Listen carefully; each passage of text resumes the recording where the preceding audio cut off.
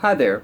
I'd like to take just a few moments of your time today, less than 3 minutes, to talk to you about the importance of belief and also the importance of connecting those beliefs into physical manifestation or some kind of action. One could ask the question, what difference does it make what we believe if it doesn't affect how we live or change our lives?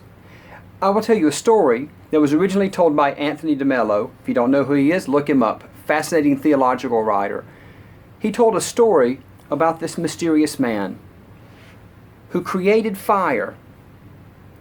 And he could have kept it to himself, but instead he went all over the countryside teaching people how to make fire and teaching them how to cook their food and how to warm themselves and how to illuminate their homes. It transformed their entire way of life. It gave them great independence, and everyone was happy about it, except for one group of people. And those were the people that lived up on the mountain. They were the leaders in the community.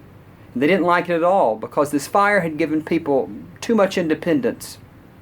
And so they knew that something had to be done. They had to take control back. And so they poisoned this man. But they were smart enough to do it in secret so that no one knew about it. And no sooner than the man had died than these same men who murdered him, they proclaimed what a gift he was to humanity and how excited they were that he'd given them this gift of fire. And so they collected up all the tools for making fire from people, and they built a special building, and they placed the tools for making fire on the table. They illuminated it with candles, and then they placed a huge portrait of the man behind the table, and they wrote songs, and they wrote poetry, and they wrote liturgies for people to speak. And this adoration went on generation after generation after generation. And one can say that it was all fine and good. They were revering the man.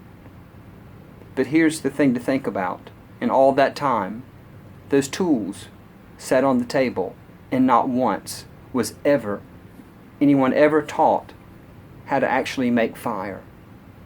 So I want you to think about that. It's one thing to believe in fire. It's another thing to know how to make it and allow it to transform your life. Thank you for these moments that you spent with me. I hope they were useful to you. Thank you.